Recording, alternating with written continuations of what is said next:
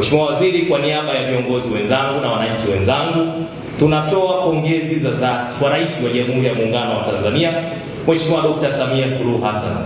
kwa uongozi wake madhubuti alioutoa katika mchakato huu wa uandishi wa dira ya maendeleo ya taifa ya 2050, dira ambayo imeandaliwa na Watanzania wenyewe, dira ambayo imeandaliwa kwa fedha zetu sisi wenyewe kupitia mchakato shirikishi wa makundi yote, lakini ushiriki mkubwa wa vijana ambao ndio kundi kubwa kuliko makundi mengine, lakini kundi ambalo limebeba mustakabali wa Tanzania sasa na Tanzania kesho, lakini hasa katika utekelezaji wa dira hii. Na Mheshimiwa Waziri, Rais wetu Mheshimiwa Dr. Samia Suluhu Hassan wakati anazindua dira hii ya 2050 mwaka jana mwezi wa 7 pale mjini Dodoma, alitoa maelekezo mahususi na msisitizo kwa taasisi zote za serikali, kwa wadau wote wa sekta ya umma, lakini hali kadhalika wadau wa sekta binafsi na kila Mtanzania kuhakikisha kwamba tunatimiza wajibu wetu katika kuitekeleza dira hii ya maendeleo ya taifa ya 2050. Katika kutimiza jukumu hili ambalo tunataka tujenge taifa jumuishi lenye ustawi, haki na linalojitegemea.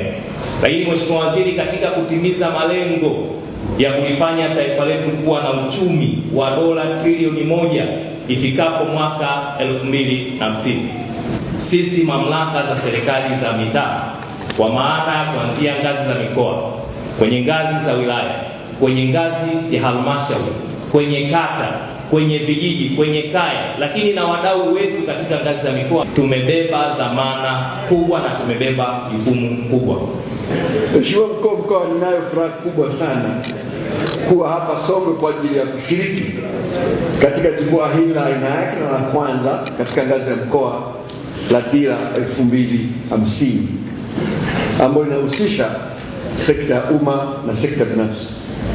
Mheshimiwa Mkuu wa Mkoa, ninakupongeza binafsi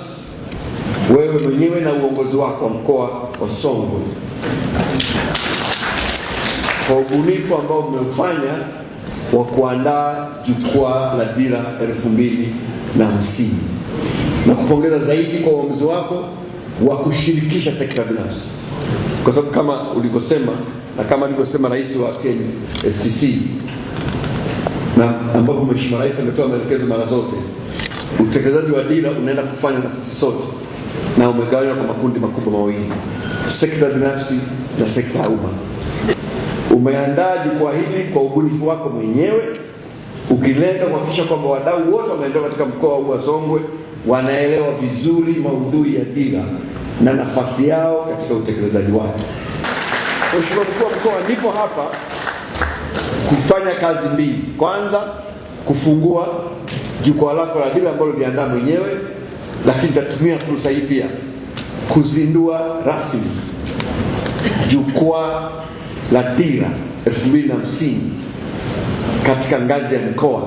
na tutakwenda kwenye kila mkoa, na tunaanza leo mkoa wa Songwe. Na jambo hili tulifanya mimi